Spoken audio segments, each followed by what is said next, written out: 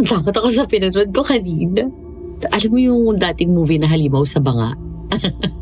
Meron kasi akong friend na parang may ganong experience, so medyo takot siya makita ng malalaking mga banga.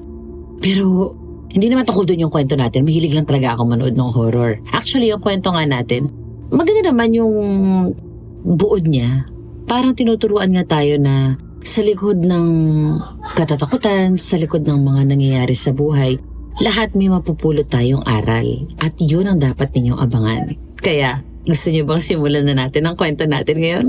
Tara na, let's go! Mawawakasan niyo ang aking buhay, pero hindi ang paghihiganti ng aking kaluluwa. Hindi ko kayo patatahimikin! At yun na nga, pinugutan siya ng ulo ng mga fraile, tapos pinagputol-putol ang kanyang katawan.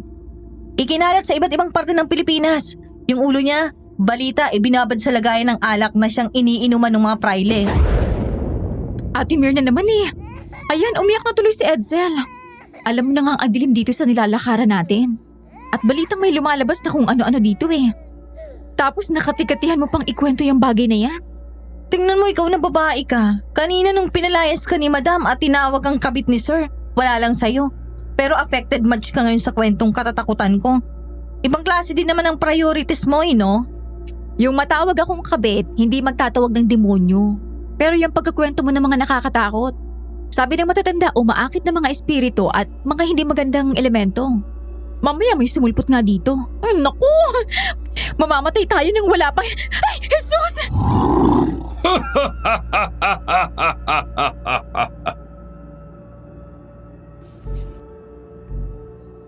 Kabit. Isang salitang may lilimang letra pero katumbas ay pasakit at gulong walang katumbas kapag nagkaalaman na. Ang iba itinatago, ang iba naman mas matapang pa sa original. May kakilala ba kayong kabit? O di kaya ay napagbintangang kabit? Ito ang ating pangunahing paksa para sa araw na ito, sapagkat ito ang dinanas ng kaibigan ng lola ng ating letter sender na si Chona. At ito ang nilalaman ng sulat niya. Isang ubod ng init na araw sa inyo, Madam Venus at Aswang Diaries. At sa mga masusugid ninyong tagapakinig. May bungang araw na ba ang lahat? Ako kasi tad-tad na. Ako nga pala si Chona, taga-Fami, Laguna. Nitong Mother's Day lang ay nagpunta kami sa ninang Mirna ko para makipagkamustahan sa kanya at tulungan na siyang mag-impake. Papalipad na kasi sila sa Canada at doon na maninirahan ang kanyang Canadian Fafa. Habang nag-organize kami ng kanyang mga gamit, isang diary ang hagip ng mata ko. Siyempre dala ng pagka-curious, binulatlat ko yon at medyo nagtaka sa laman nun. Nung itanong ko yon kay Ninang napakwento siya. Vivid magkwento si Ninang with matching diary pa. Kaya naman sa sulat kong ito sa inyo, ay hayaan niyo akong magtunog as if si Ninang ang nagkakwento sa inyo. So ganito nga. Hoy, Anoy! Aba, kahit patay ay magigising sa mga hiyaw nyo. Ninong naman eh. Gawaan ba ng matinong tao ng barangay ang manggulat? Ano bang pumasok sa kokote nyo at tumawa kayong parang demonyo? Ang totoo dyan, kanina pa ako nakasunod sa inyong dalawa. Tatawagin ko sana kayo para mapansin niyo ako. Kaso naman narinig kong bigay todo sa pagkakwento itong si Mirna. Ikaw naman mukhang sakay na sakay sa pagkikinig. Napagkatuwaan ko lang tuloy kayo. Ay naku, Kapnatoy. Ano kaya kung ipangampanya kung wag kayong i-re-elect ng mga tao? Para pa din kayong teenager sa pagkakulokoy Uy, wag naman. Maayos akong barangay kapitan. Ay matanong ko nga kayo, ano bang natripan yung dalawa? At pinagkwentuhan nyo yung babaylan na sumumpang magiganti. At pasan ba kayo ha? Kung kailan nagkakawalaan ng kababaihan ay sige kayo ng labas sa gabi. Pinalayas po ni Madam si Valerie.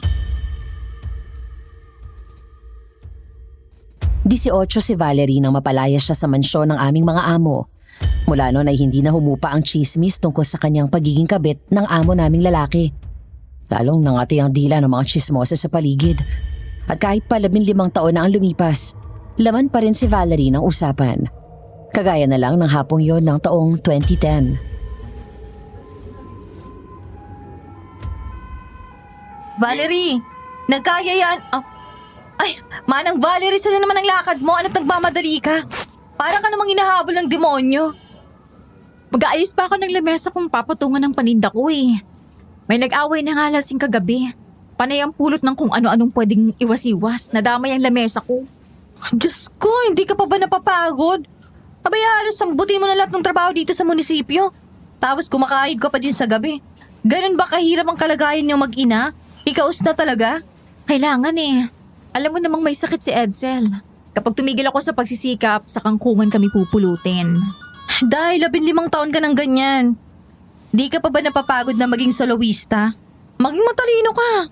Year 2010 na oh. Kuha-kuha ka din ng makakaramay. Jowa? Ay, Diyos ko, wag na. Sa hirap ng buhay ngayon, himala nang makakuha ko ng matinong lalaki na makakatuwang ko sa buhay ko.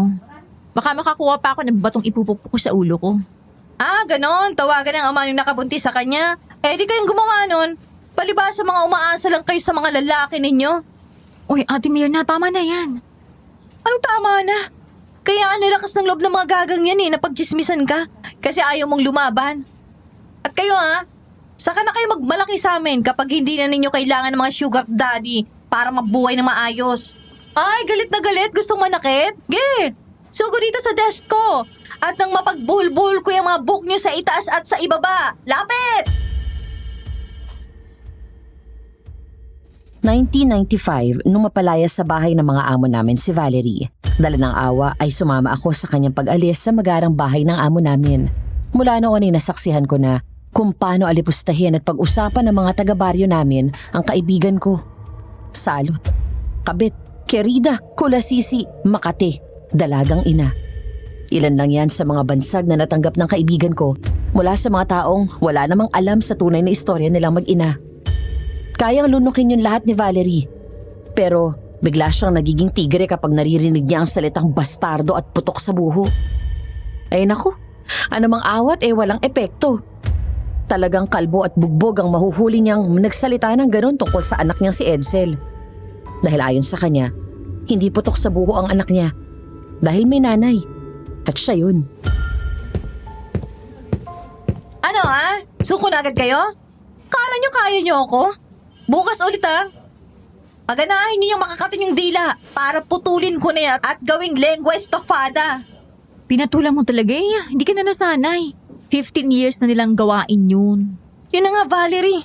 15 years na silang tuwang-tuwa na gawin kang laman ng chismisa nila. Ayaw mong sampigahin ng isa't nang nagtitigil ang mga hinalintis na mga yan? Ayos lang ako. Basta wag lang si Edsel kung tatarantaduhin nila. Maghahalo talagang balat sa tinalupan. Tandang-tanda ko ang hapon na yun. Marso 15 ng 2010, alas 5 na. Pero yung singaw ng init mula sa asfalto at konkretong bangketa damang-dama pa rin. Sa dulo ng palengke ay ang dalampasigan na may parke. At sa gitna noon ay isang entabladong nakaangat para makita ng mga namamasyal ang nagtatanghal kung sakaling may selebrasyon. Sa mga normal na araw, nagiging palaruan yun ng mga bata. Sa gilid ng parke malapit sa dalampasigan kung saan tanaw mo ang dagat ay ang mga nagtitinda ng kakanin, lutong ulam at mga tusok-tusok. Doon pumipwesto ang aming kaibigan na si Valerie. Halo ang amoy ng usok mula sa uling ng mga nag-iihaw at ang amoy ng sariwang isda at mga prutas. Nung araw na yon ay tumulong ako kay Valerie sa pagtitinda niya.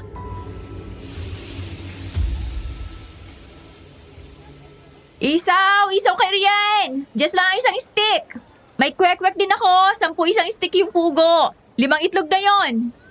May itlog ng itik din tayo, 5 piso isa. Pwede na rin kayong bumili ng Java rice. Luto na! Isaw! Valerie, Oh, pagbilan daw itong dalaginding na cute na to ng isang kwek-kwek at half cup na Java rice. ano bang half? Oh, eto na ang isang cup ng Java rice at ang order mo na kwek-kwek. Dinagdagan ko na rin ang isang stick ng pugo. Wow, nanlibre ka pa ha? Parang kaya mo bang maging pilantropo May pera ka? Si Ate Mirna naman parang hindi tayo nagdaan sa pagiging estudyante. Oo, alam ko. Nagdaan din tayo sa ganyan, pero hindi tayo makabili ng gusto natin. Anong meron tayo? Butas na bulsa. Halumanis na sinangag, na mamawis na tuyo, at itlog na sunog ang gilid. Nakatapos naman tayo kahit papano. Oo, ng vocational course. Matapos tayong mamasukan kina Madam at Sir. Na by the way, sinipa ka lang naman na kahit konting laso na pabaon ay wala. Inayaan ka pa ng lalaking yun na magdusa sa mga chismis. Valerie! Ah! Yung telepono mong panahon pa ng Jurassic kanina pa bis ng buwis. Teka, sasagutin ko lang. Sanay na ako na kadalasan ay maniningil ang tumatawag sa kanya. Kung hindi kooperatiba, yung landlord niya, o di kaya yung ospital kung saan nagpapagamot si Edsel. Pero baka kasi importante kaya sinabi ko na sa kanya. Nung marinig ko na panay sorry na naman ng kaibigan ko, gusto kong sampalin ang sarili ko. Dagdag stress na naman sa kanya yung tawag. Opo, pasensya na ho kayo, Mang Gusting. Alam ko pong huli na ako sa renta. Po? Salamat po sa imbitasyon pero kailangan po ng anak ko ang pahinga. Okay lang po kung hindi na ninyo i-extra ng palugit sa upa ko. Bukas naman po maaabot ko na sa inyong bayad. O ano? Inalok ka na naman ni Mang Gusting ng indecent proposal. Ano pa nga ba? Kung may iba lang ako malilipatan, aalis talaga kami ng anak ko sa paupahan niya. Natatakot na rin ako eh. Ayan, ba't dadalawin ko ulit yung si Gusting? Nandyan na po pala kayo, Ninong Nato eh. Kanina pa kayo dyan? Hindi naman. Inabutan ko lang nung sagutin mo yung cellphone mo at banggitin ang pangalan ni Gusting. Siya pala, dinalhan kita ng konting tulong. Bigas at itlog yan mula sa bukid namin. Pinadalhan din kita ng load kay Mrs. Nako, Ninong, hindi ko po ito mababayaran. Hindi mo kailangan na bayaran yan at hindi ko naman pinababayaran sa iyo. Basta mahalaga ay nasa magandang kalagayan kayo ni Edsel. Yung mga tulong lang bang sadya ninyo, Kap? Ang totoo niyan ay may tinitiktikan kami. Wow, sino yan? Isang magarang sasakyan ang huminto sa harap ng pwesto na katabi ni Valerie. Pagbukas ng pinto ng sasakyan, lumabas ang isang lalaking may edad. Nakamaong na pantalon na halatang mamahalin at collared shirt na may kaparehong kalidad. Sabi nga nung nasa paligid na usisero at usisera, amoy pera. Paglapit sa amin ng lalaki, tinanong kung magkano ang mga tindang nakadisplay sa tray. Tapos,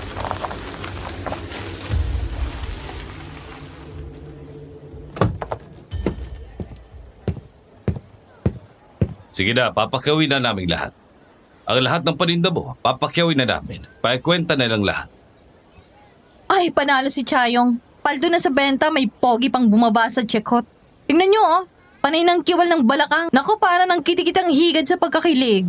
Sana lang ay kay Valerie na sila bumili. Bentang-benta na yung si Chayong. Hindi pa marunong babae ng arkabala. Kapag naman sinigil ay, daig pang humahagod ka ng bayawak palabas ng lungga. Hayaan na natin siya, Ate Mirna. Ninong Nato eh. Masama ang managhili sa biyaya na natatanggap ng iba. Maging masaya na lang tayo sa para sa kanya. Tsaka, may blessing din naman ako ah. Ano naman, Aber? Nandito ka, Ate Mirna. Tinutulungan mo akong makabenta. Si Ninong Natoy naman nandito din at binigyan ako ng ayuda. Blessed din ako. At ang maganda nun, maiuuwi kong blessing na yun sa amin ni Edsel. ganun talaga si Valerie. Lagi siyang nagpapasalamat kahit sa maliliit na bagay. Minsan pinapanalangan ko na maging matakaw naman siya ng konti. Yung halimbawa, masaya na siya sa 3 piso. Maghangad naman sana siya ng 10 piso. Pero hindi eh. Mabanggit ko na nga lang din, yung si Chayong, 2 manliligaw na ni Valerie ang sinulot nun. At ang paraan niya ng panunulot, madumi. Hindi naman inililiham ng kaibigan ko na may anak siya. Wala din siyang planong gumarutay. Yun nga lang, ang ganda naman kasi talaga ni friend. Maputi, chinita, slim pa. Hindi rin bansot. Parang laging naliligo sa gugo yung buhok niyang mahaba. Si Chayong, bansot na, ubod pa ng tsabilita. Ang buhok, puro split ends, tangke ng gaas ang peg ng bruha. At ang face, Diyos ko, day, parang itinubog sa harina. Mukha tuloy siyang kabuki dancer. Hindi kakuli ng leeg niya at ng buong katawan yung mukha niya. Aba, ang impacta nung mapansing puspusan sa panliligaw yung lalaki kay Valerie. Sukat sabihing may anak na 20 anyos na yan eh. At yung mismong babaeng yun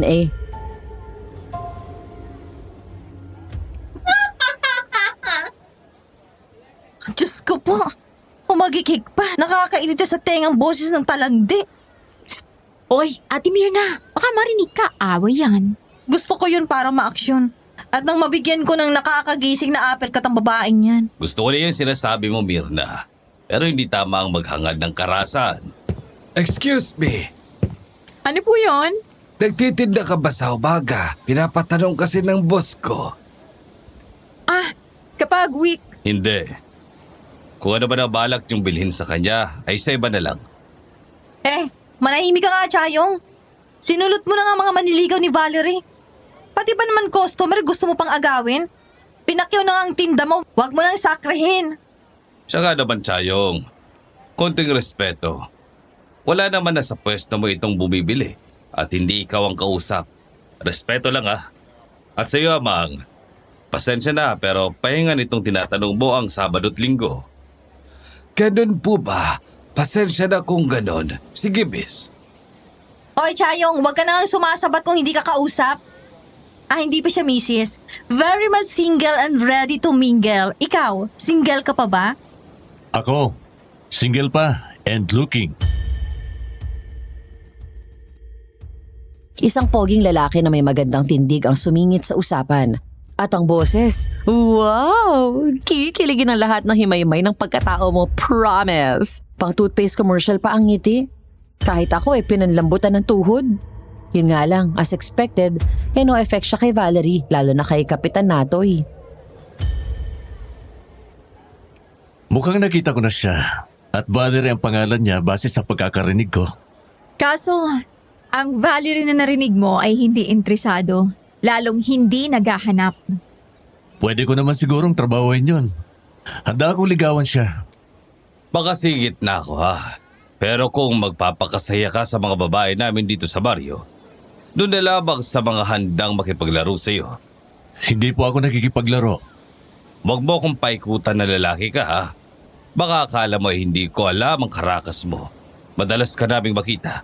Iba't iba ang kaulayaw mo. At mahilig kang magsunog ng pera sa mga babae. Aaminin ko ang bagay na yan. Pero hindi ako babaero. Nagiging galante lang ako.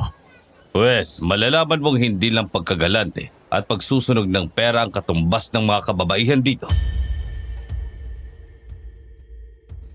Hindi na sumagot yung poging lalaki.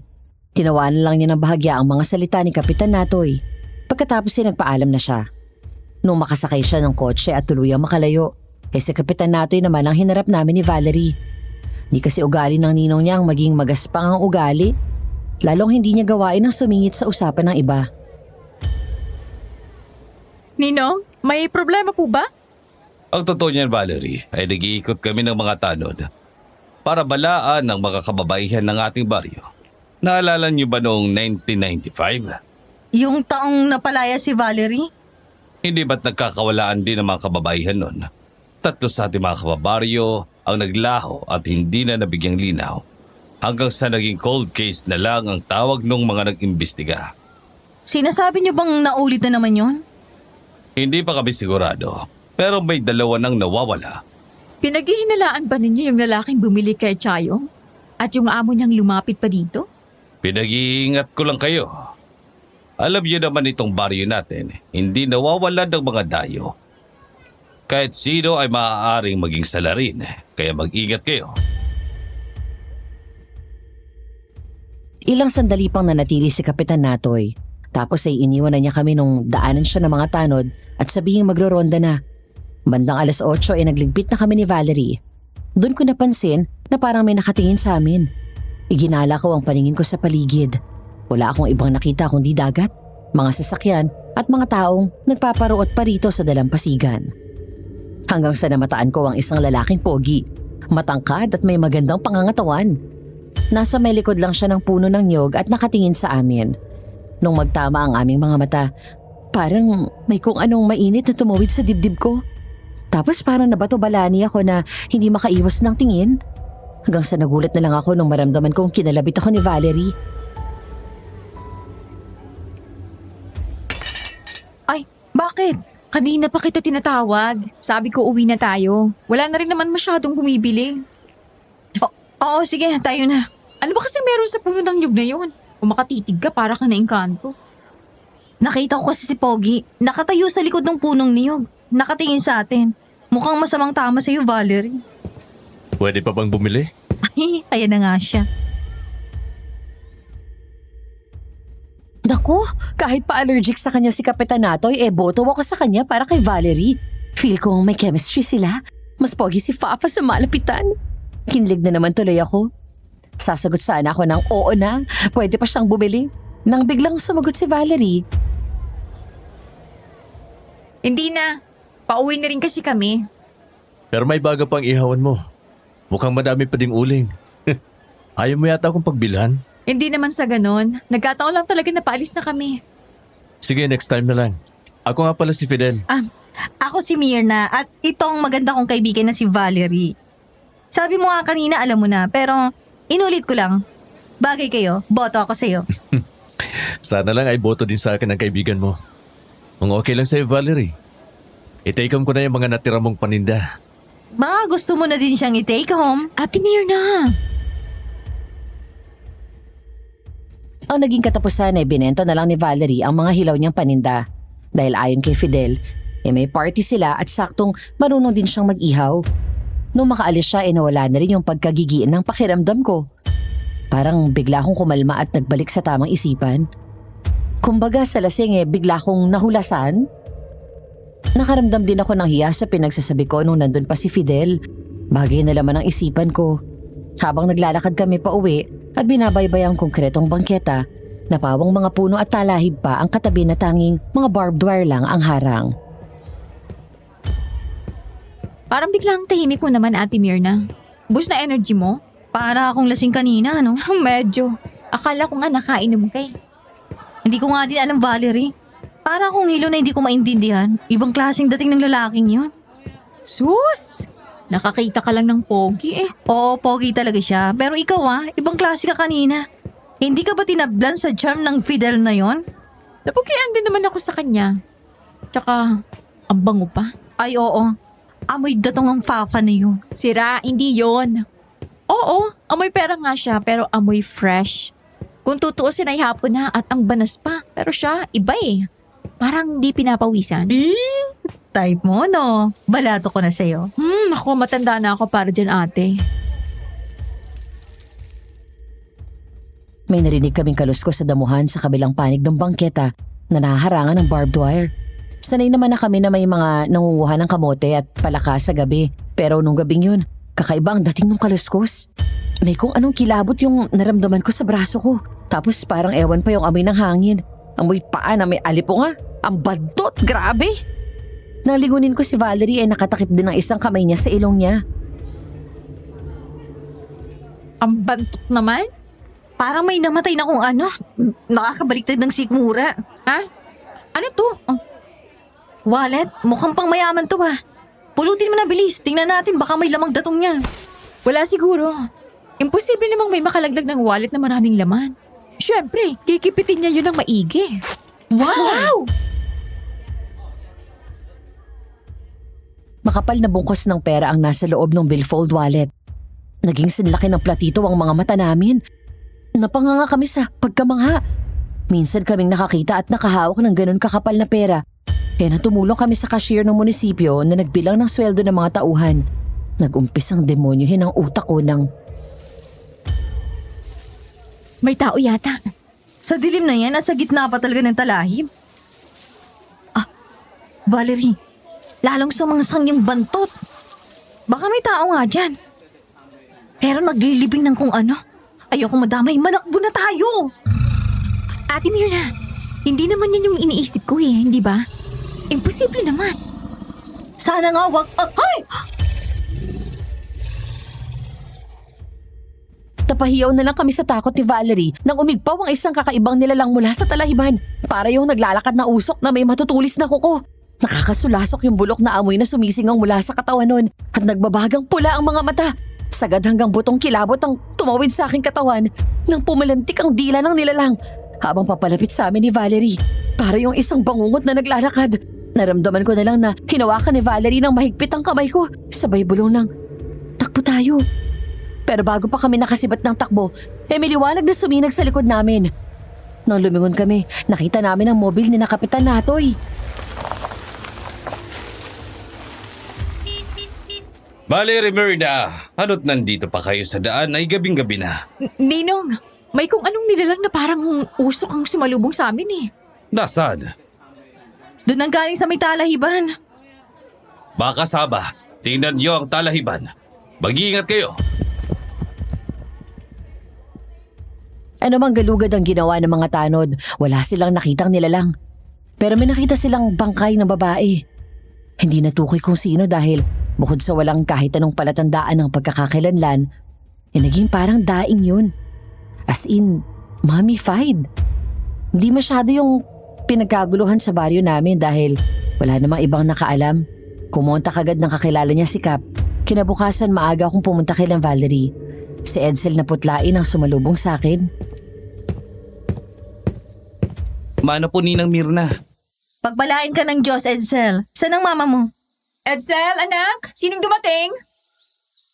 Ako! Ang aga mo naman yata, Ate Mirna. Ano bang maaga? Hayan nga't tapos ka na magluto ng mga ilalako mo. Pasensya ka na, hindi kita natulungan. Tinangali ako ng gising eh. Biling baliktad kasi ako sa higaan gawa nung nakita natin. Ate Mirna! Ay nako, ako at ang matabil kong dila. Nagkasundo nga pala kami ni Valerie na hindi namin babanggitin kay Edsel ang nangyari kagabi. Ano ba namang utak ang meron ako? Pero ayun na nga, huli na ang lahat. Narinig na ni Edsel. Kaya naman... Bakit Ninang? Ano pong meron kagabi? Wala naman. Nagulat lang kami sa ligaw na hayop na nasa talahiban. Ate Mirna, tingnan mo nga si Edsel. Sa tingin mo ba naniniwala ang bata sa sinasabi mo? Hindi nga. Tita? Anak, kagabi kasi may nakita kami ng Ninang Mirna mo na nilalang nakakaiba. Papa, para siyang gawa sa usok eh. At nakakasulasok yung amoy. Mabuti na lang nga at dumating si Ninong Natoy. Hindi ba kayo nasaktan, Mama? Ayos lang ako, nak. Ayos kaming pareho ng Ninang Mirna mo. Kita mo naman kagabi, di ba? Wala akong galos. Pero yung takot, Mama. Ayos lang po ba kayo? Nakatulog ka ba ng maayos kagabi? Parang ang laki ng kulaban nyo ah. Huwag na kaya kayong maglako ngayon. Ako na lang po. Ay nako, hindi naman pwede yun. Birthday mo ngayon. Ang dapat mong gawin ay magsimba. Magpasalamat ka sa Diyos sa panibagong taon na nadagdag sa buhay mo. Oo naman, Mama. Pinagpapasalamat ko na may mama akong katulad nyo. Uy! Nako! Naluluwa naman ako sa inyong magmama. Ang sweet nyo. Sweet talaga ang anak kong yan. O siya, eto ang bagong maong na pantalon at polo. Nalabhan at naplansya ko na yan. Nasa kwarto mo na rin yung bagong rubber shoes mo. Oh, happy birthday anak. 20 ka na ngayon. Salamat, Mama. Taon-taon na lang may regalo kayo sa akin. At mamaya, magsi-celebrate tayo. Magluluto ako ng favorite mong spaghetti meatballs na nakahiwalay ang sauce at yung mga ihaw-ihaw. Magdadala rin ako ng cake. Kahit wag na, Mama. Hindi. Kailangang maghanda tayo kahit simple. Pasasalamat yun sa Diyos at pang-akit ng magandang kapalaran. Kaya nga ako naghahanap buhay para makapagdiwang tayo ng hindi nangungutang eh. Kahit hindi grande. Basta maidaos na galing sa sariling sikap at hindi utang. Ganun talaga ang kaibigan ko. Di lang siya maprinsipyo. Isinasabuhay din niya yun. At ayun na nga, nung umagang yun, nagdesisyon akong tulungan si Valerie sa paglalako. Para namang kinasihan siya ng panahon. Dahil kung dati maghapon bago niya maubos sa mga tinda, abay nung umagang yun parang may kung anong pang-akit ang mga paninda niya. Bawat lapitan naming bahay o di kaya aloking tao talaga namang hindi makatanggi sa amin. May iba pang nagpa-keep the change. Bandang 9:00 lang, ubus na agad ang paninda ni Valerie. Ang akala ko babalik na kami para mamalengke. Pero sa pagtataka ko, bigla siyang kumanan at sumigi ng lakad sa daan patungo sa bahay ng dati naming amo. At anong ginagawa natin, Valerie? Bakit binabagtas natin tong daan papunta sa bahay ni na Madam at Sir? Ito kasing wallet na napulot natin kagabi. Balak kong isole. Doon nakatira yung may-ari nitong wallet. Ayon sa impormasyong nakita ko sa loob nung maganap ako ng mga pagkakakilanlan. Ha? Bakit pa? Napulot mo na yun eh. Di sakrihin mo na. Sa kalidad ng wallet mo kang mamahalin. Siguradong mayaman ang may-ari niyan. Di nun iintay ng pagkawala ng ganyang halaga. Mas kailangan niyo mag-ina yan kaysa sa kanya. Ate Mirna, kapos nga kami ni Edsel. Pero hindi ko pa kakainin ang anak ko nang galing sa di ko pag-aari. Masama yung ganon. Ay, naku Valerie. Kung sa ibang nakapulot niyan, ibibili na yan ang pangangailangan nila. Pwes, hindi ako yung iba. Aminado ako na demonyo ako doon sa pera. Sabi ko sa sarili ko, paghatian na namin. Minsan lang pumalo ang swerte, no? Tsaka walang makakaalam. Kaming dalawa lang naman ang nandun.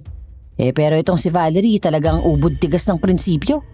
Kaya ayun, larga kami papunta sa bahay ng dating amo namin. Nung makarating kami, panay na ang katok namin sa Magaran Gate. Pero napudpud na ang mga kamao at daliri namin sa pagkatok at pagdutdot ng doorbell. Wala pa rin lumalabas na tao. Nakailang sigaw din kami pero wala talaga.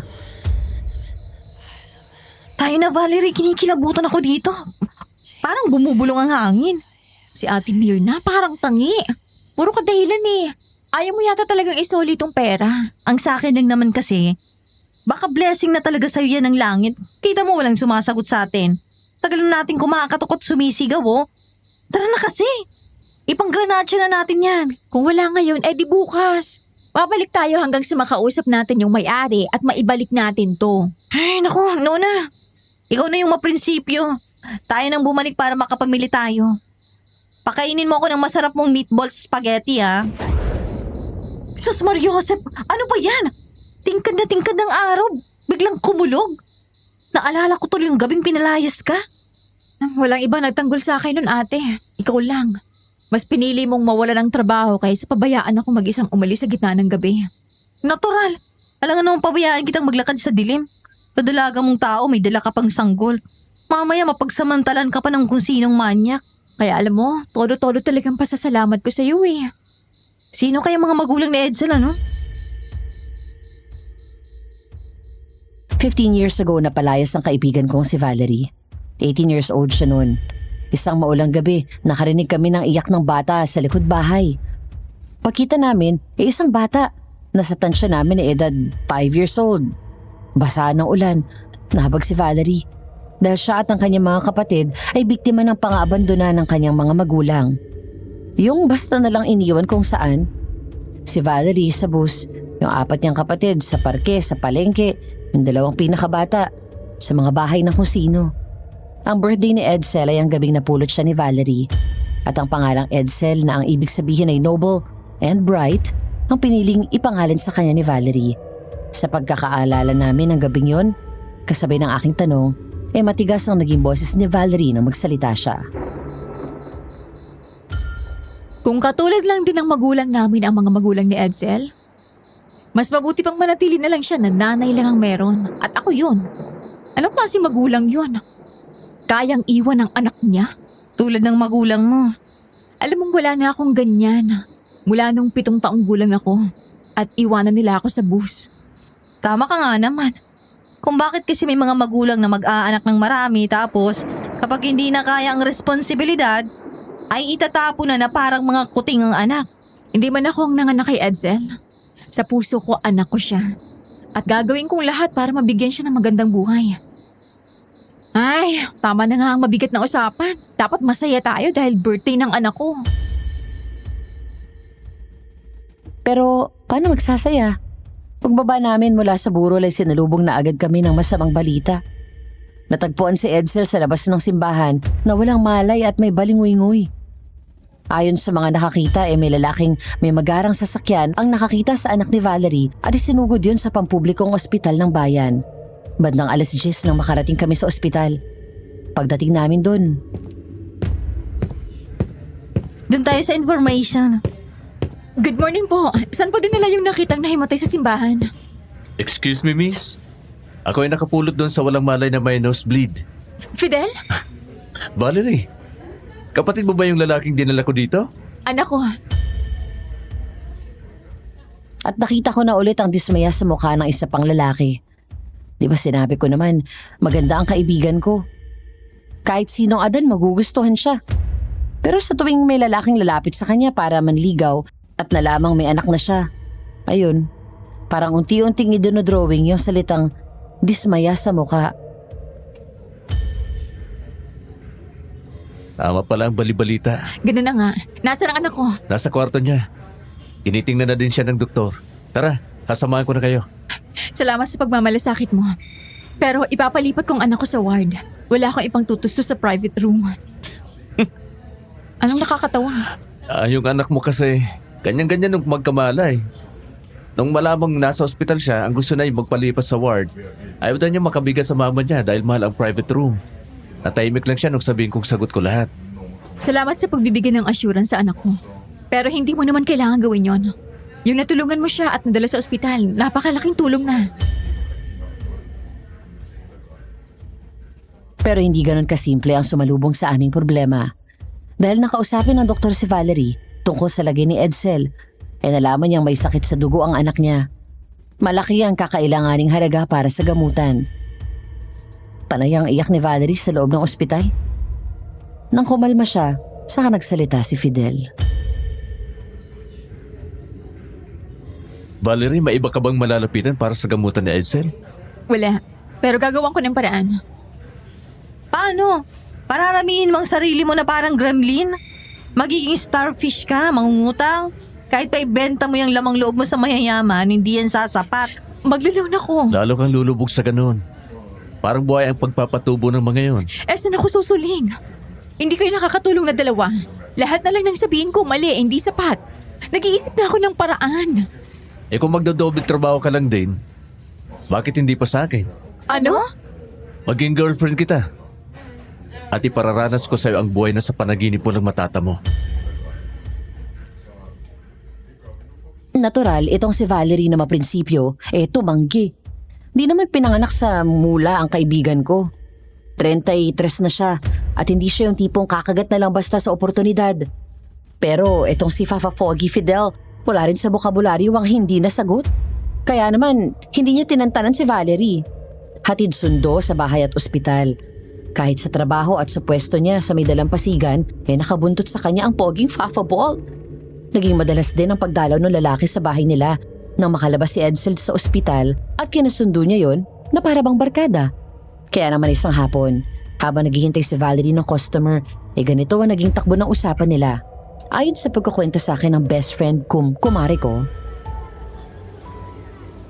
Oh, naitusok ko na ang mga isaw at Betamax sa sticks. Naglagay na din ako ng uling sa ihawan. Pagbabagayin ko na lang mamaya kapag may bumili na. O ano pa bang pwede kong itulong, Valerie? Maupo ka nga, Fidel. Kakausapin kita. O ayan, nakaupo na ako ha. Ang seryoso mo naman, kinakabahan tuloy ako eh. Hanggang kailan mo ba gagawin to? Wala ka bang buhay na dapat asikasuhin? O di kaya trabaho o negosyo? Nagagawa ko ng mas mabilis ang trabaho ko ngayon. Inspired ako eh. Ang family business naman namin, may mga tauhan kami para doon. Pinapatakbo ko lang ng ayos. Ikaw ang priority ko. Nililigawan kita. Fidel, hindi ito panliligaw. Para mo na kaming binibili ng anak ko. Binayaran mong libu-libong halaga ng bill sa ospital. Ikaw pang bumili ng mga gamot. Panay pang dala mo sa amin ng mga mamahaling herbal medicines. Tinutulungan ko kayo. Iba ang tulong sa labis na pagbuhos ng pera. Itong ginagawa mo. Pagsusunog ng pera sa mag-inang nito mo lang nakilala. Hakan sugar daddy. At sasabihin ko sa'yo, napakabata mo pa para maging ganon. Sabihin na natin, binibili ko kayo. Binibili ko ang paglapat ng damdamin ninyo sa akin. At ito mga ginagawa ko sa inyo, umpisa pa lang na magandang buhay na maaari ninyong tamasahing mag-ina mula sa akin. Bakit kami pa ng anak ko? Ang dami namang babae dyan. Di naman lingid sa kaalaman namin na napaka-popular mo sa kababaihan dito sa baryo namin. Sa puntong to, alam mo naman na siguro ang balita tungkol sa akin. Nadalagang ina ka? At may 20 anyos ka ng anak? Na isa akong atsay na naanakan ng amo kong lalaki nung 15 anyos ako. Isang kabit na inabandonahan mahuli kami ng amo kong babae. Wala akong pake. Base lang naman yun sa chismisan eh. Basta ang malaga, yung nararamdaman ko para sa'yo at yung pagnanais ko na matulungan kayo ng anak mo. Handa akong hintayin na sabihin mo sa akin ang totoo. Matapos ng deklarasyon na yon ay may dumating na sasakyan at sinundo si Fidel. Nung hapon na yon pa naman wala ako para tulungan si Valerie. May inasikaso ako. Kaya mag-isa lang siya sa pagtitinda hanggang sa magsara siya nung gabi. Si Kapitan natin naman ay nasa Maynila at nakikipag-ugnayan sa kakilala niyang pulis sa krami tungkol sa natagpo ang tuyot na katawan sa talahiban ng aming baryo. Kaya naman talagang nag-iisa si Valerie. Sa kwento niya sa akin, habang pauwi siya ng gabing yon at naglalakad sa bangketa, ay katawagan niya sa cellphone si Edsel. Pauwi ka na, Mama? Gusto mo bang salubungin kita? Wag na anak, masareno na. Mamaya lang ng konti ay nandiyan na ako. Ang laking tulong na binigay ng cellphone ni Mang Fidel. Nakakausap na kita. Oo, anak. Pero hindi tayo dapat masanay sa karangyaan na pinapatamasa niya sa atin. Mali yun. Opo, natuwa lang naman po ako eh. Alam mo ba mama, nung makilala natin si Mang Fidel, nabawasan ang kunot ng noo mo. Nagmukha kang bata at masaya. Ayaw mo ba sa kanya? Ay, ang anak ko.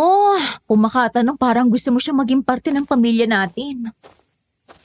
Kung napapasaya ka niya mama at natutulungan niya tayo sa mga problema natin, hindi ko mamasamain na siya ang gusto mo makasama, na pipiliin mo.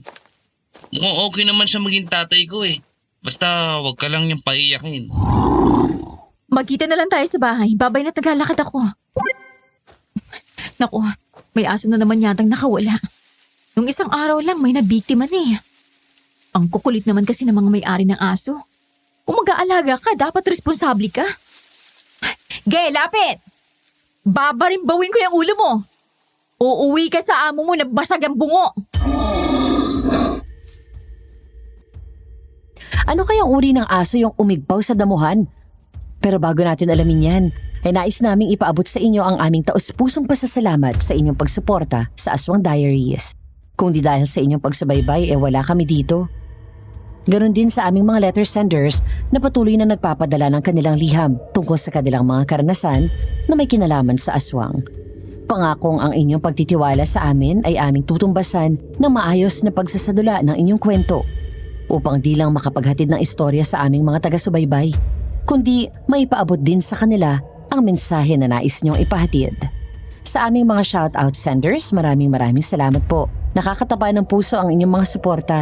Hiling din namin na suportahan niyo rin ang aming mga sister channels na Kwentong Takip Silim, Sitio Pangil, Sitio Bangungot, Aswang Confessions, Aswang Radio at Miss Amy Aswang Love Stories. Kung di pa kayo nakasubscribe, ito na ang tamang panahon to click that button at notification bell para lagi kayong updated. At ngayon, balikan na natin si Valerie. Aso nga lang ba ang nakasalubong niya nung gabing yun? Mula sa talahiban muling nagpakita kay Valerie ang nilalang na animoy gawa sa usok. Sinubukan ni Valerie na manakbo, pero para siyang itinulo sa kinatatayuan niya. Nanigas ang kanyang mga binti at nanlambot ang kanyang tuhod dahil sa takot. Ang tili na nais niyang pakawalan sa kanyang lalamunan, di niya magawang pakawalan. Nanatili lang nakabuka ang kanyang bibig. Nakalapit sa kanya ang nilalang at naramdaman niyang bumaon sa balikat niya ang nagtutulisang mga kukunon. Pagkatapos ay tinuunan siya at sa pilitang pinuluhod. Sa kanya naramdaman na para siyang nawawalan ng ulirat at panghihina na hindi pa niya naranasan kahit kailan. Pumaling ang ulo niya sa kaliwa at nakatanaw ng liwanag.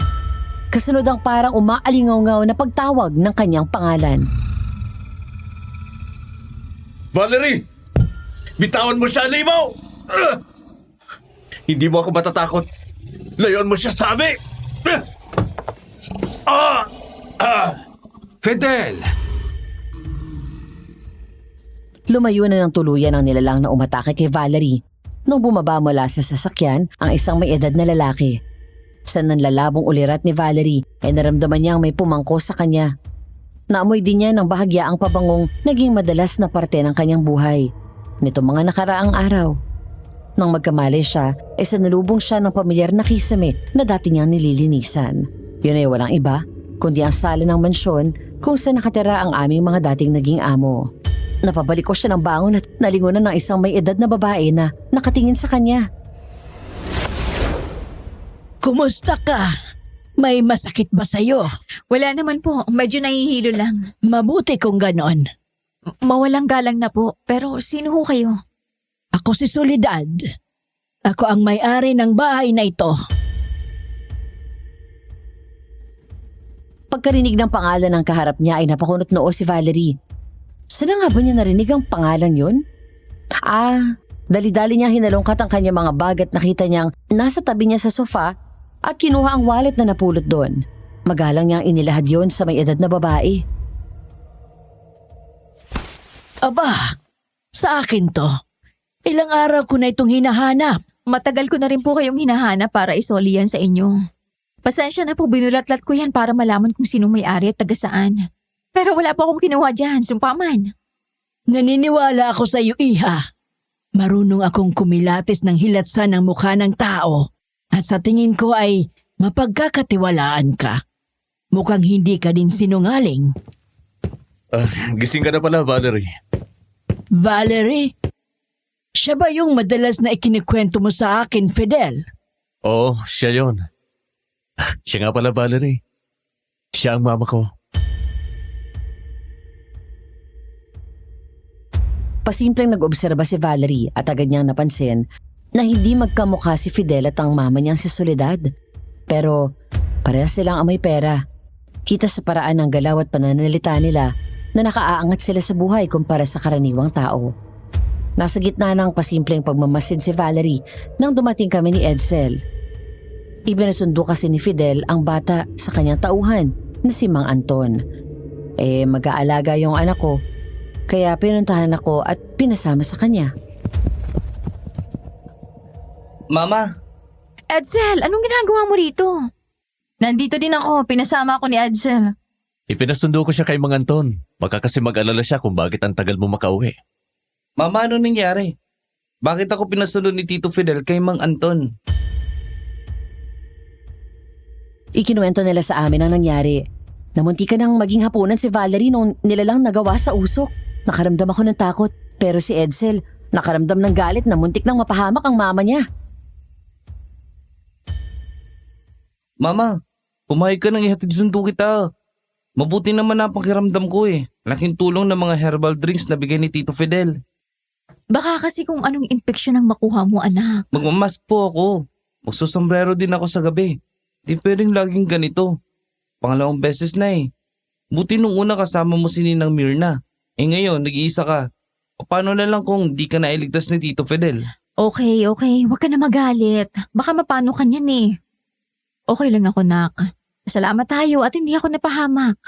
Kapag nakita ko ang nilalang na yun, Mama, walang parte ng katawan niya ang di ko lalagyan ng latay. Ang apo ko, ang laki na. Sabay-sabay kaming napalingon kay Soledad na mama ni Fidel. Maluha-luha siya nung sabihin niya ang linyang yun. Para bang tunay na apo niya ang sinabi niyang malaki na. Bala ko sana itanong kung anong ibig niyang sabihin ng maunahan ako ni Valerie. Sinong apo niyo? Ang batang yan, hindi ba't anak mo siya? O di ba't kung nagkatuluyan kayo ni Fidel ko, apo ko ang batang yan? Malayo pong mangyari yung sinasabi ninyo, Mama. Ang hina mo naman. Ratsadahan mo na kasi si Valerie, kay bagal mo. Nako, hindi po easy girl ang kaibigan ko. Kung ganon, sasali na din ako sa panliligaw. At hindi lang yung lip service. Talagang nakisali na sa Soledad sa pangihikayat kay Valerie na biging sila na ni Fidel. Personal na niyang inasikaso ang gamutan ni Edsel to the point na madalas siyang imbitahin ng mga anak ni Valerie sa bahay nila. Pero syempre hindi puro good vibes. May bad vibes din dahil nga nakatira kami sa isang baryo. Masidhi yung inggit ng mga tao. Ang blessing na dumating sa buhay ng mag-ina, kinukulayan pa din ng intriga. Kagaya na lang noong isang umaga sa munisipyo. Oh, panay dabog ka dyan. Agang-agi. Anyari sa buhok mo? Bakit ang gulo? Sinabungyat ko si Josie, yung kabit ni Consi. Ala, bakit mo ginawa yun? Tabi ng dila eh. Inungkat na naman yung pagiging kerida mo. Tapos sinabi ang kapal daw na mukha mo na 30 ka na, kumuha ka pa ng sugar daddy. At konti lang ang edad sa'yo. Ototera ka daw. Mga payaso mga yon, pumatol ka naman. Isa ka pa din eh, patola. Patola. Patol ka ng patol. Nakuha mo pa talaga magbiro eh, no? Sila lang ang nagkakasala sa kadaldala nila. Huwag mo nang sakyan. Gika, dadami ang piligas sa mukha mo. Pagdating ng tanghali ay sinurpresa ang munisipyo ng isang bisita. May dala yung bila-bilao ng pagkain. Pansit, spaghetti, biko at puto alsa. Mama ni Fidel ang dumating at sinundo si Valerie. Dahil kaibigan ni Soledad yung bise, ay nailabas si Valerie. Pinalabas lang na official business yung labas niya. Ayon kay Valerie, ganito ang nangyari. Nasa korte sila noon. Dadaan naman ako sa bahay niyo mamayang gabi dahil nandun si Edsel sa inyo. Oo, alam ko. Kami nga ang sumundo sa kanya kanina. Pero iba yon. At iba itong lakad nating mga babae. Gusto kitang makasama, Valerie. Sabik ako sa presensya ng kapwa babae. Ita mo naman, puro lalaki ang nasa bahay. Saan po ang punta natin? Mamimili tayo ng damit. Kahit ganito na ang edad ko, mahilig pa din ako sa mga damit na nasa moda. Ipapamili na din kita. Naku, wag na po, Ma'am Soledad. Tita Soledad. O di kaya ay mama. Parang anak na kita, Valerie. Sige po. Tita Soledad na lang po. 30 minuto silang nagbiyahe. Doon sila sa bayan na may kalakihan ng mga tindahan at butik. Kumain pa sila sa isang restaurant na sa pagtataka ni Valerie ay inusukang gulay at inihaw na bangus lang ang kinain ng matandang kasama niya. Aminado naman ang kaibigan ko na nalibang siya sa piling ng mama ni Fidel, kaya naman medyo ginabi sila. Sa baryo namin kapag dumilim, madalang na ang lumalabas at pumapasok na sasakyan.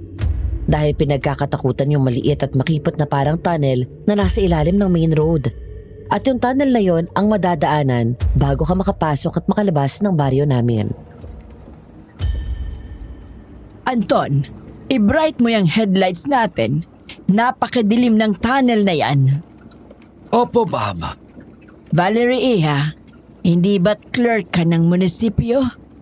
Opo. Clerk ako na directly under sa opisina ni Bise. Bakit po? Nagpadala na kasi ako ng sulat tungkol sa tunnel na yan.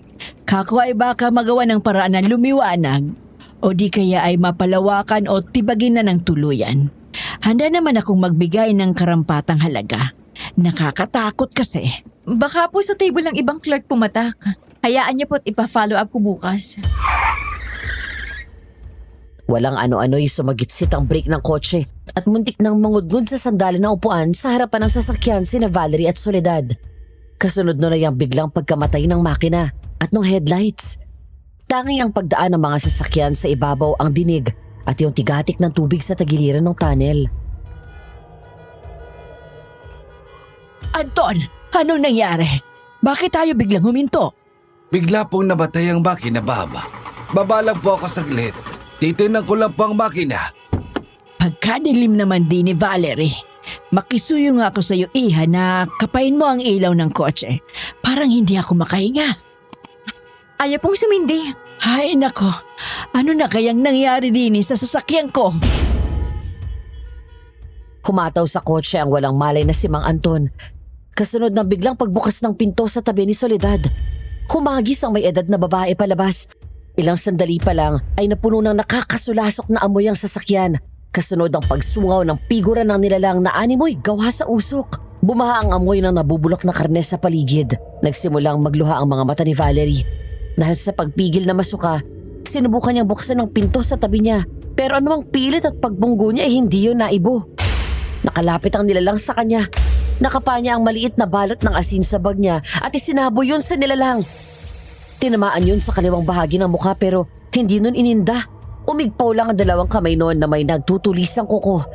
Hinawakan na magkabilang tabi ng mukha niya at naramdaman ni Valerie na unti-unting umiikot ang kanyang paningin. Pinangangapusan siya ng hininga at gumagaan ang ulo niya. Doon na siya nawala ng malay. Wala na siyang alam sa mga sumunod na nangyari. Pero nang bumalik ang ulirat niya, ay naulinigan niyang nagtatalo ang mag-ina. Fidel! Ano bang ipinagkakaganyan mo? Nagagalit ka sa akin? Hindi ako nakagalit. Nagpapaalala lang. Hindi mo ako kailangang paalalahanan. Baka ikaw pa itong nakakalimot kung sinong sinasabihan mo. Hindi ninyo ako kailangang paalalahanan. Dahil araw-araw nyo namang ipinapamukha sa akin eh. Yun naman pala. Anong pinagkakaganyan mo? Hindi naman ito naiiba. O baka naman ikaw ang nagiba na. Sa tingin ko'y mamaya na kayo magtalong mag-ina. Mukhang may malay na si Valerie. Valerie, kumusta na?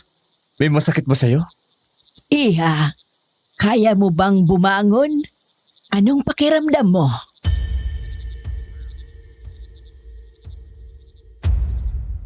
Panabay na nanakbo yung mag-ina kay Valerie. Puno ng pag-aalala ang mga mukha nila. Dahan-dahang bumangon si Valerie at namalaya niyang nasa sala siya nung magharang bahay Nang makalapit sa kanya sina Fidel at Soledad, napansin niyang may galos sa kaliwang bahagi ng mukha ang may edad na babae. Parang nalapnos yun. May sugat po kayo sa mukha, Tita Soledad. Anong nangyari sa inyo? Para kayong nalapnos na kung ano. Ay, ito ba? Huwag mo itong alalahanin. Napadaiti lang ako sa tambutso nung may humigit sa akin. Madali lang itong gamutin. Ma'am Valerie, anong nangyari sa inyo? Nang magkamalay kami ni Ma'am Soledad ay natagpuan namin kayong nakalugbok sa lapag ng kotse. Ang putla niyo at ang lamig. Ay, eto ba? Huwag mo itong alalahanin. May umatake sa akin. Amoy bulok na karne na nilalang na parang gawa sa uso. Anong ginawa sa'yo? Hindi ko alam eh. Basta nung hawakan ako, parang may kung anong hinihigop sa akin. Pakiramdam ko nawalan ako ng lakas. Nahihiya ako sa iyo, Iha. Napahamak ka pa gawa ng pagyayait ko sa iyo. Huwag niyo pong alalahanin yon. Talagang masama lang siguro ang kapalaran ko sa mga ganung bagay. Hayaan mo sa susunod. Sasamahan ko na kayo. Ako na mismo ang magmamanayo para sa inyo. O di kaya naman ay sasama ako sa tuwing may lakad kayo. Anong kalokohan mo yan, Fidel? Sinasabi mo bang hindi ako mapagkakatiwalaan? Kami ni Anton? Naninigurado lang ako, Mama. Ayaw ko may mapahamak na tao habang nasa poder natin sila. Nang makabawi si Valerie ng lakas niya, nagpaalam na siyang uuwi na. Malalim na kasi ang gabi. Si Fidel naman ay mapilit na nagpresenta na siyang maghahatid sa kanilang mag-ina. At sa kanyang pagtataka, kahit nasa bahay ng mag-ina si Edsel, ay hindi man lang lumapit sa kanya ang anak. Nagkausap lang sila nung tawagin na ito ni Mang Anton mula sa kwarto at lumabas sa garahe. Inaantok-antok pa itong nagmanos sa kanya. Mano po, Mama? Pagpalain ka ng Diyos. Kumusta ka na? Mukhang nagiging komportable ka na rin dito kina Fidel. Ewan ko nga, Mama eh. Sobrang antok ko matapos kong inumin yung herbal na binigay nila sa akin. At yung tanghalian na ubod ng dami. Nagtutok-atok ako sa salas kaya pinahiram ako ng kwarto ni na Lola Soledad. Lola? Yun daw ang itawag sa kanya eh. Alam mo, Mama, pareho sila mabait ni Tito Fidel. Pero iba yung si Lola Soledad. Parang natatakot ako sa kanya. Hindi naman siya masungit, pero parang may kakaiba po sa kanya. Pwede ka naman nang tumanggi kapag inibitahan ka ulit na pumunta dito. Hindi po kaya sila magalit sa inyo? Lalo na si Lola Soledad. Para kasing nagtatampo siya kapag hindi ko pinagbigyan na dito ako tumigil. Nak, 20 ka na. Oo, at nakikisama tayo dahil ang laki ng tulong nila sa atin. Pero hindi ibig sabihin nun, basta ka nalang susunod kahit ayaw mo. Hindi porke tinutulungan nila tayo, pag-aari nilang isipan natin. Valerie, Edsel, tayo na. Hindi na bumaba ng sasakyan si Fidel. Nang makita sila nitong nasa loob ng bahay, ay pinaandaran na nito ang sasakyan at bumusina ng isang beses, saka sumibat ng alis. Pagdating sa bahay ay ikinabigla ni Valerie na sa halip dumiretso sa kwarto, sa kusina pumunta si Edsel at naghalongkat sa refrigerator. Nak, nagugutom ka ba? Ipagluluto kita. Hindi, Ma. Okay na tong pinakuloan ninyong manok at itong sweet ham. Edsel, medyo hilaw pa yan. Akin na muna. Iluluto ko ng maayos at baka magsalmonella ka. Hindi na nga sabi eh. Edsel? Sorry, Ma. Nabigla lang po ako. Hindi ko maintindihan tong gutom na nararamdaman ko eh. Parang ang ganang ulo ko. Tapos yung tiyan ko parang gustong lumabas dahil sa gutom. Pero pinakain naman nila ako dun sa bahay ni na Lola Soledad eh. Okay lang, Nak. Baka dahil yan sa mga gamot na iniinom mo. Ang mabuti pa, uminom ka na muna nitong mainit na tubig habang niluluto kong manok. Natakot man sa inasal ng anak niya, si Valerie, wala na lang niya yun. Ipinagpalagi na lang niya na baka gawa ng sakit nito kaya ganun ang akto ni Edsel. Pero isang kakaibang pangyayari ang naganap nung makaluto si Valerie at sinimulang kainin ni Edsel ang luto niya. Biglang pagkagat nito sa manok, nabitawan ng kinakain at natumba sa sahig. Nagkikiwal na parang bulate na sinabuyan ng asin. Diyos ko, anak, ano nangyari? Ang sakit, Ma. Parang nalalapnos sa buong labi at lalamunan ko. Kinain mo yata kahit mainpi. Oh, eto, uminom ka ng tubig. Mama, ang tiyan ko parang nililiyaban. Aray! Halika na. Dadali na kita sa ospital. Sa lobby ng ospital ko inabutan si Valerie. Nasa emergency room pa rin si Edsel at pinakakalma. Parang mau-ospital din si Valerie noong mga oras na yun dahil panayang iyak at nginig ng kamay niya. Nang lumabas ang doktor ay sinabihan kaming kailangang makonfine ni Edsel dahil sugat ang lalamunan nito. Magraran din sila ng tests dahil posibleng may injury din ang bituka ng anak ni Valerie. Sa kasamaang palad, walang slot sa ward kaya private room ang pinaglagyan kay Edsel. Siyempre kayod na naman ang triplihan si Valerie. Yung kapitbahay namin ang pinagbantay niya nung pumasok kami sa trabaho. Pagdating namin para na namang kinakasihan ng panahon si Valerie. May dalawang nagpaluto sa kanya, nagpaunang bayad na rin. Bago kami umalis ng hapon nagpahabol pa ng 20 order ng tenga at isaw si Bise. Padadaanan na lang sa driver. At ako bilang ever supportive kumare, tumulong ulit sa pagtitinda niya nung hapon na yun. Nagpapabaga pa lang kami, talaga namang nagkakaninuto na ang mga tao. Okay, 5 kwek-kwek sa'yo tapos dun sa kuya na yon ay 3 tenga. Kay ate 1 Betamax at Java Rice. Kay ate Saling ay 3 isaw, 1 atay at 4 na barbecue. Saglit lang po iihawin lang namin. Ay, grabe Valerie Kapag nagkataon baka maging ihaw-ihaw resto ka na. Magdilang anghel ka sana, Ate Mirna. Para naman maambunan din kita. Nahihiya na ako sa lahat ng tulong mo sa amin. Sika nga pala, eto pang order. Ang haba ng pila sa pwesto mo, Valerie. Kailangan nyo ng dagdag na taga-ihaw? Hello, Fidel. Oo, sige. Halika, tulungan mo na kami. Magiging maskulado na ako sa kapapaybay dito maglaway na kayo sa iniihaw. Wag lang dito sa poging to. Take na ito. Naghihintay na lang ng oo sa nililigawan niya. Bawal sulutin. Gagawin kong ihaw-ihaw yung mga lamang loob nyo. Hoy, Ate Mirna, huwag mong sindakin ang mga bumibili. Baka umalis. Okay lang yan, Valerie. Para alam nila na hindi ako titingin pa sa iba. Kung sakaling umalis man sila, ako nang bahalang magbayad ng mga in-order nila. Ay, sana ako din makakuha ng Fidel ng buhay ko. Grabe, higit pa sa sugar daddy ko makasuporta ang loko. Parang tunay na asawa na talaga. Ako tuloy yung kinikilig Kaso, sadyang may pagkakontrabida itong si Universe. Habang nagkakasayahan kami dahil sa pagbaha ng customer, isang di magandang alingas-ngas ang pinakawalan ng ulikbang tindera ng mami. Ang sama nung sinabi. Siyempre papayag ba ang girerang dugo ko na basta na lang sabihin ng kung sino ang gusto nila? Di sabunutan at sampalan to the max. Naawat lang kami nung dumating ang mga tanod at si Kapitan Natoy. Buti na lang nung nagsabong kami ng bruha ubus na din ang pila sa tindahan ni Valerie.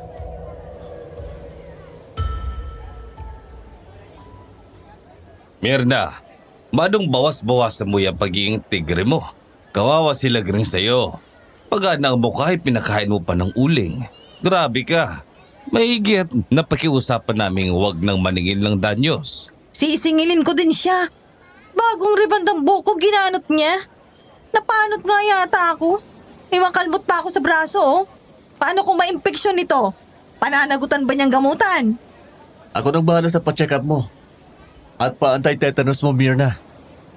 Nauna ka naman kasing manampigan ng bunganga.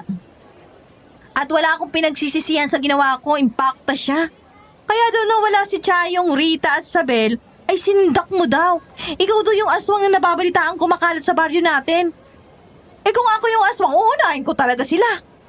Magdaan-daan ka sa pananalita mo, Mirna. Baka madampot ka ng mga otoridad. Bakit, Kapitan Natoy? Ano po bang nangyari? Baka may tulong kami.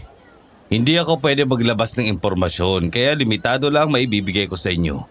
Pero talagang nawawala yung 3 kababaihang nabanggit. May 2 pang nawawala sa kabilang baryo.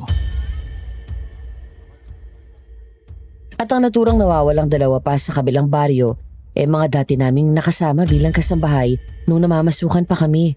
Mga nang alipusta din kay Valerie at nagpakalat na kabit siya ng amo naming lalaki.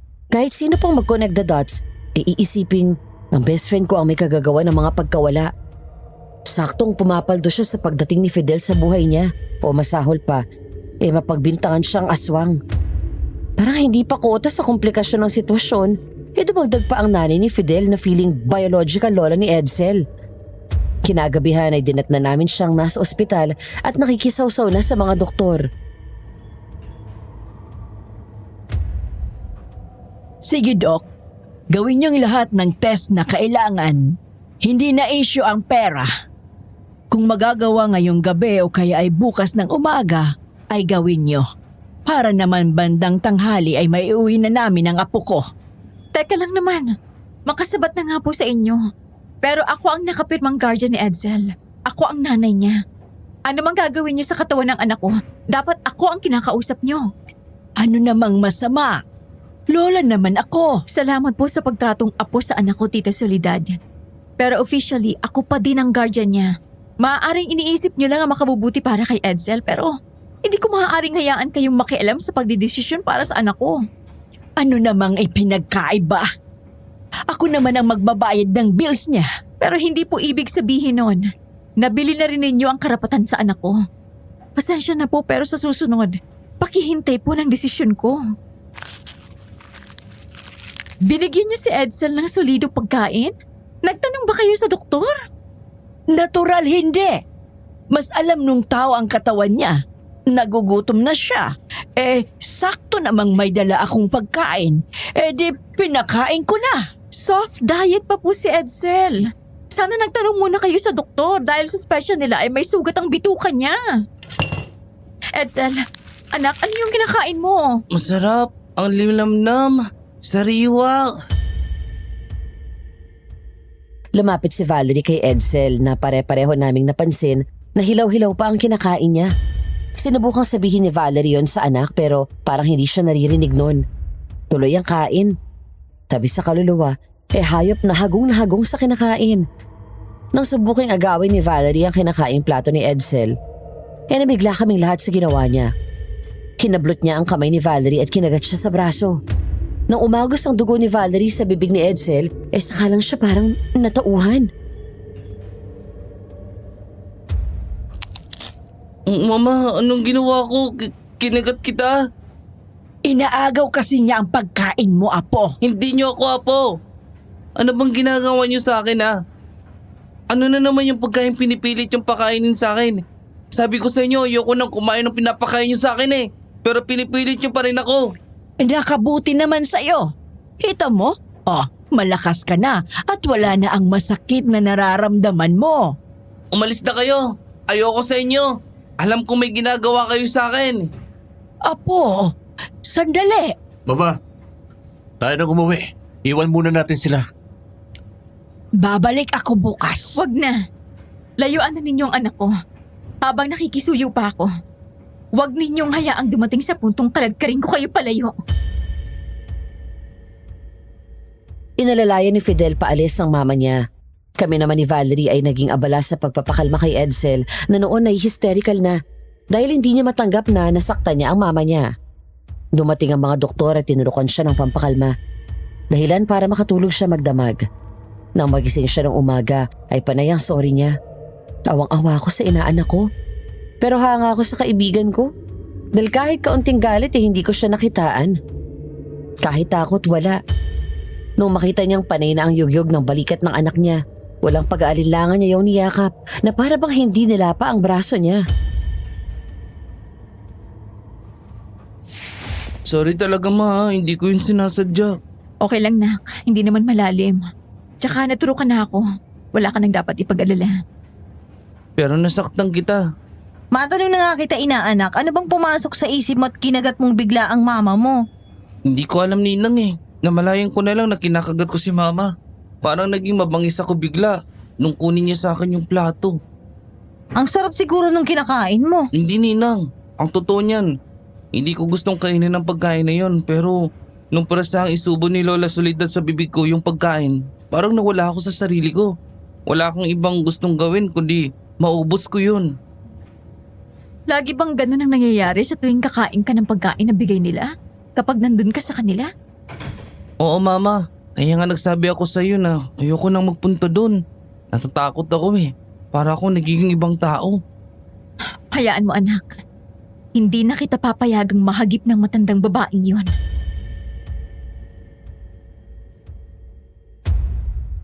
Pero hindi na solusyonan ng problema kay Edsel ng simpleng hindi pagpunta sa bahay ni na Fidel. Bandang tanghali nailabas na namin siya sa ospital.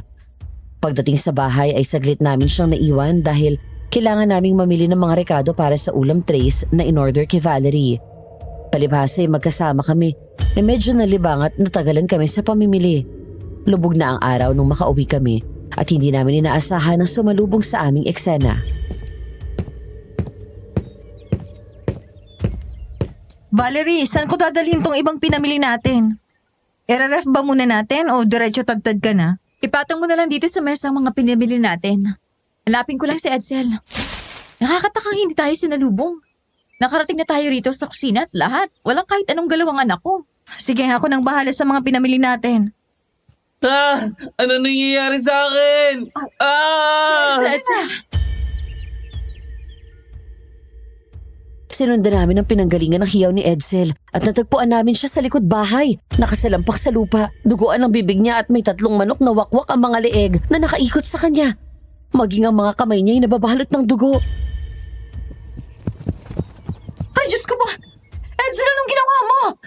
Kinatay mo bang mga manok na yan? Naiingayan kasi ako, Ninang. Ayaw nilang manahimik. Bala ko lang itali sila sa ibang lugar pero nung nalapitan ko sila, biglang parang nawala ako sa sarili ko. Pinagkaagat ko sila. Panginoon ko, ano nangyayari sa'yo? Mama, bakit ako nagkakaganito? Nagiging halimaw na ba ako? Nababaliw na ba ako, Mama? Hindi ko rin alam, anak. Pero hahanap tayo ng kasagutan. Hindi kita pababayaan.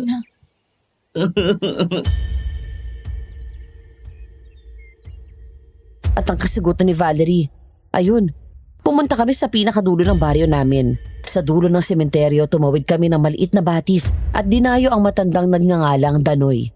Isa siyang dating sikat na albularyo na naging tanod. Nung magretiro siya ay hindi na din siya naging aktibo bilang albularyo. Namuhay na lang siya ng tahimik sa dulo ng aming baryo. At ayun na nga, pinuntahan namin siya. Hindi pa lumalapat sa pinto ang kamay ni Valerie para kumatok nang makarinig kami ng boses ng lalaki mula sa loob ng kubo na gawa sa pawid, kawayan at konkreto.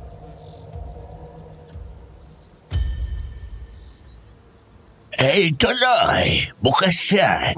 Huwag na kayong kumatok, masakit ang aking ulo. Maupo kayo. Mang Danoy, kailangan namin ng tulong nyo. May nangyayaring kakaiba sa anak ko. Anak mo, hindi naman ang binatang katabi mo ang tinutukoy mo. Siya na nga po. Siya po si Edsel, anak ko po siya. Mang Danoy, ayoko na pong masaktan ng mama ko. Tulungan niyo po kami. Saglit kaming nagpakilala sa kanya. Tapos ay sumigyan na ng kwento yung mag-ina. Hinayaan lang ni Mang Danoy na magkwento silang dalawa at panaka-naka siyang tumatango habang nagbabayo ng kanyang nganga. Nung matapos ang mag-ina ay tumayo siya saglit at pumasok sa loob ng kubo. Pagbalik niya ay may kwenta siyang ibinigay kay Edsel at ipinasuot yun.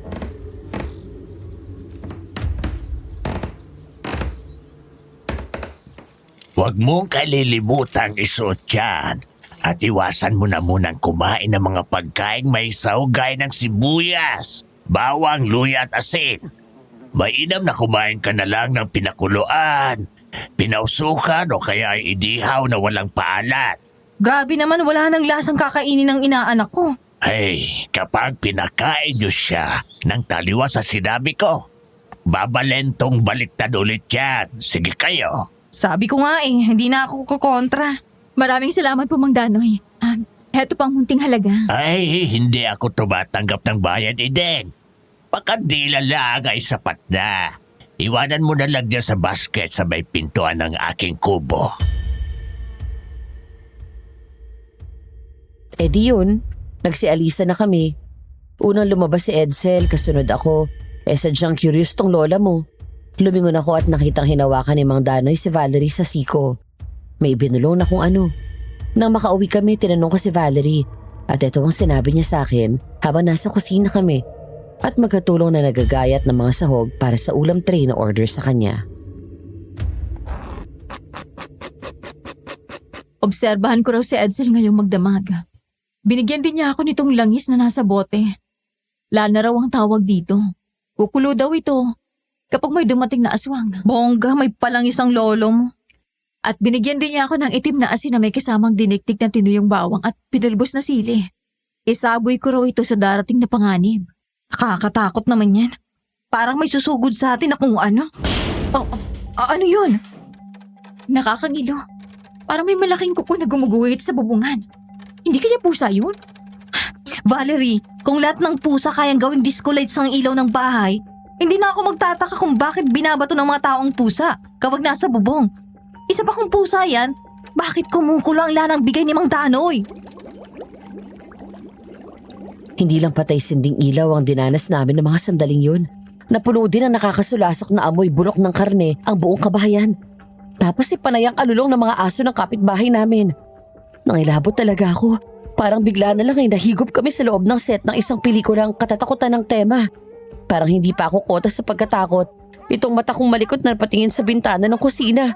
At doon ko nakita ulit yung nilalang na minsang nakita namin ni Valerie. Nakatingin ng diretso sa amin. Valerie, nakita mo bang nakikita ko? Oo. May kung anong nilalang ang nakatitig sa atin. Sinusubukan niyang sirain ang salamin. Huwag tayong matakot. Lalo lang niyang matutuwa kapag natakot tayo. Ay, Diyos ko naman, Valerie. Kahit anik na may malakas na amat sa matatakot sa ganyang nilalang eh. Ibalik niyo sa akin ang apo ko! Nabasag yung salaming bintana ng kusina at nakapasok yung nilalang sa loob. Sa pagtataka namin, may hinahanap na apo yung nilalang at pilit na ipinababalik sa amin. Mali ba namin sa apo niya? Pero itong si Valerie parang sinaniban ng kung ano. Dinakot yung itim na asin na bigay ni Mang Danoy at isinaboy dun sa nilalang. Di pa siya nagkasya. Talagang lumapit pa siya para ikuskus yun sa mismong mukha nun. Napuno na nakakakilabot na hiyaw ang bahay at walang ano-anong umalis ang nilalang kasabay ang pagbabanta na sa susunod na magkakaharap sila ni Valerie tutuluyan na niya ito. Makakain ng umagahan pumunta ulit kami kay Mang Danoy. Hindi namin sinama si Edsel. Pag-upo namin sa kawayang upuan sa loob ng kubo ng matandang albularyo ay... Kumusta? Dumating ba ang lola ng batang napulot mo, Valerie? Anong sinasabi niyo, Mang Danoy? Walang lola si Edsel. Anak ko siya. Sa turing. Pero ang totoo ay dalaga ka pa. Hindi mo pinatulan ang amo mong lalaki kahit na kailan. Pero hinayaan mo ang mga masamang balita para hindi mag-isip ang mga tao na hindi mo tunay na anak si Edsel. Ano? Wala akong sinabihan yan. Ate Mirna, sinabi mo ba? Hindi, Valerie. Maxman. Hindi ko kailangang sabihan. Alam ko, ibinulong na mga gabay. Hindi ko man dugot naman si Edsel. Totoong anak ang turing ko sa kanya. Pero ang tunay na pagkatao ng batang yon ay hinahabol na siya. Hindi maglalaon at makatuloy na siyang lamunin ng madilim niyang pagkatao.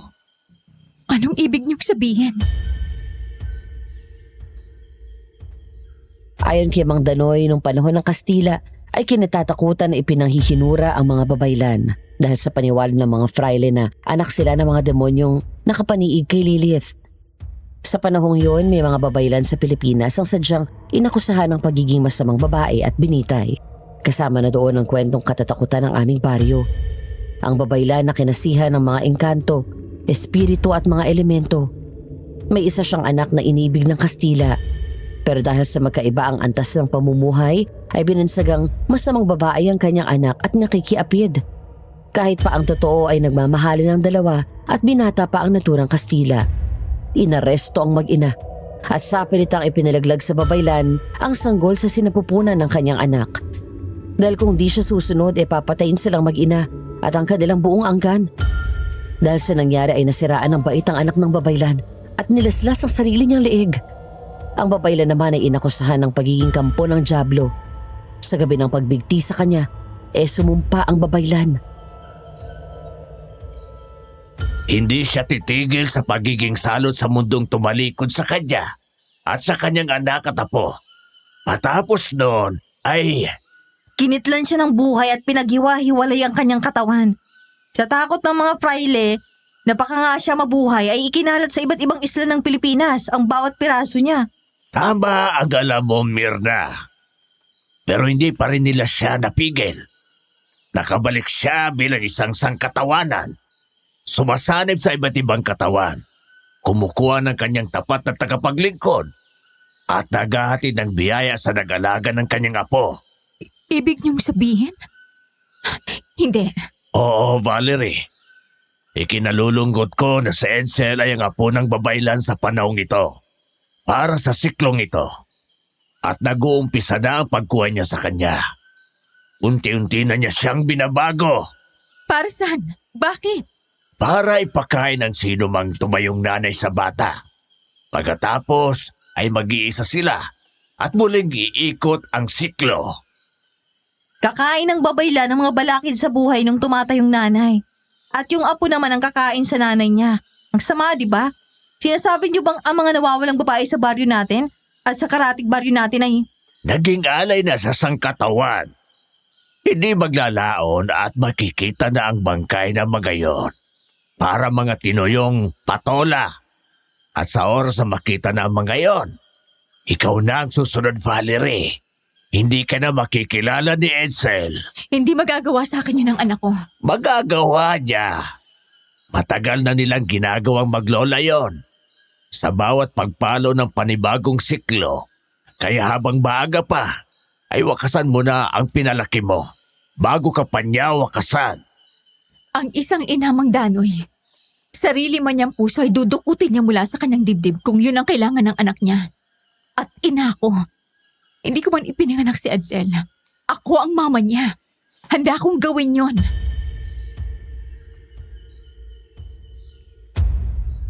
Kung hindi man si Valerie sa kagustuhan ni Mang Danoy, ay binigyan pa rin kami ng matandang albularyo ng pantanggol sa aming mga sarili.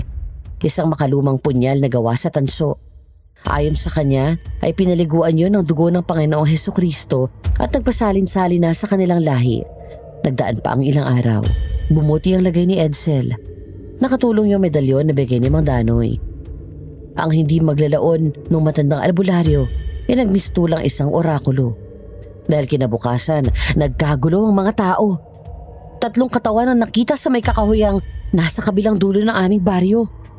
Parang mga daing na binalid sa araw. Ang isa ay nakilala agad dahil sa tato na nasa may sasapnan, si Chayong. Nayanig ako. Nagkatotoo na ang sinabi ni Mang Danoy sa amin. Bagay na inungkat ko kay Valerie nung dumalaw ako sa bahay nila nung bandang hapon.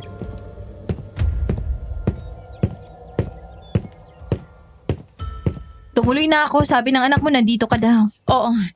Inihahanda ko itong mga halamang gamot na bigay ni Mang Danoy. Makakatulong daw ito sa sitwasyon ni Edsel. Nabalitaan mo na ba? Nagdilang angil si Mang Danoy. Nakita na ang mga kababaihang nawawala. Oo. Sakto na kay Mang Danoy kami nung mga dumang tanod doon. Binalitang nangyari. Nako friend, ano na? Paano ka na? Di ba sabi ng matandang albularyo na yon? Once na makita ang mga babaysot na nawawala, ikaw nang lalafangin ng sangkatawan. Ano pa? Di haharapin ko siya. Ina ko, Mirna. Hindi ko ba papayagan na basta nalang pag-iwalayin kayo mag-ina ng kung anong nilalang. Aswa ang impacto man yan.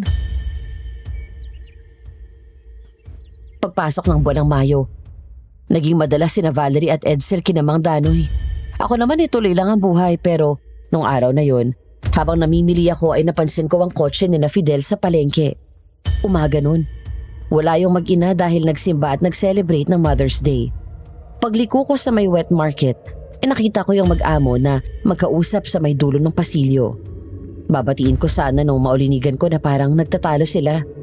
Ako nalikas na may pagkamarites din naman, na curious at nagkubli sa isang sulok at eto ang nasagap ko.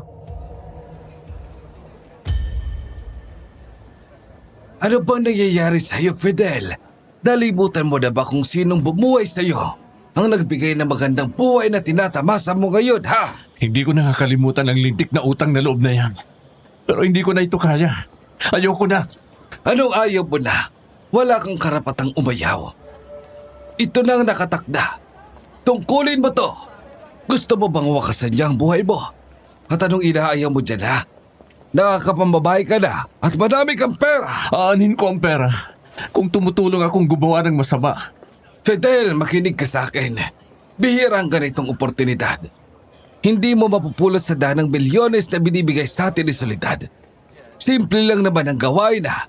Landiin mo babae at ihahin mo sa kanya. Mang Anton, kahit sinong babae, titisin kong landin kunwari. Gamitan ng ganyobang biyaya ng Soledad na yon. Pero hindi si Valerie. Hindi ko kaya. Gago ka, Fidel. Ano bang meron na babae yun na wala sa iba, ha? Putya ka. Umayos ka nga. Kapag may pera ka na, kahit sinong babae pipila sa'yo, huwag mong subukang galitin si Soledad. Hindi mo magugustuhan. Pasensya na, Mang Anton. Alam kong pinangarap niyo ang gig na to. Pero si Valerie, siya ang babaeng kay tagal kong hinanap.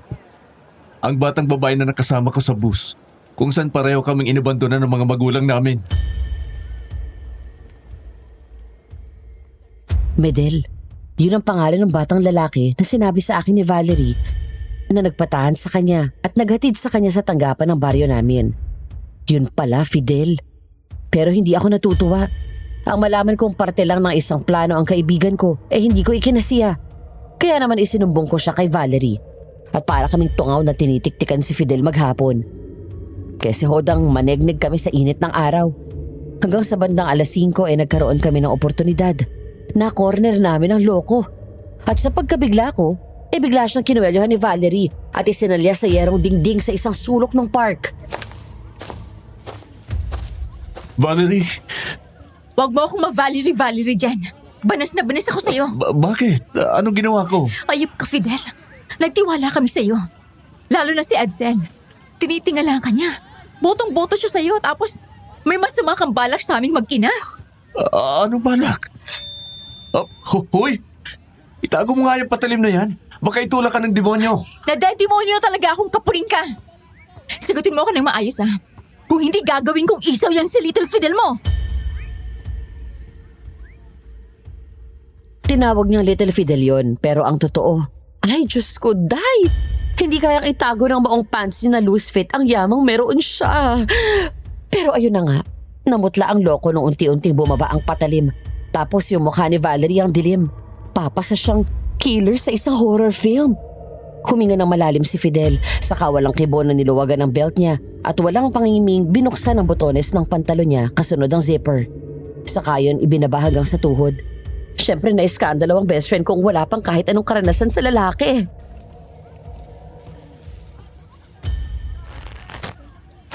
Anong ginagawa mo? Kung yan ang magpapasaya sa'yo, gawin mo. Open game ang kabahagi ko sa kung ano mang gusto mong gawin. Kung yan ang tanging parang para maniwala ka na malinis ang hangarin ko sa'yo at kay Edsel. Ano ba talagang hangarin mo dun sa mag-ina, ha? Sino ka ba talaga? At sino yan si Soledad? Umamin ka na, ha? Bago ka namin gawing hototay. Ang totoo niyan. Pero bago yan, isuot mo nga ulit yung pantalon mo. Ang liit naman Kay Mang Danoy kami pumunta. Doon kinanta ni Fidel ang lahat ng tungkol kay Soledad.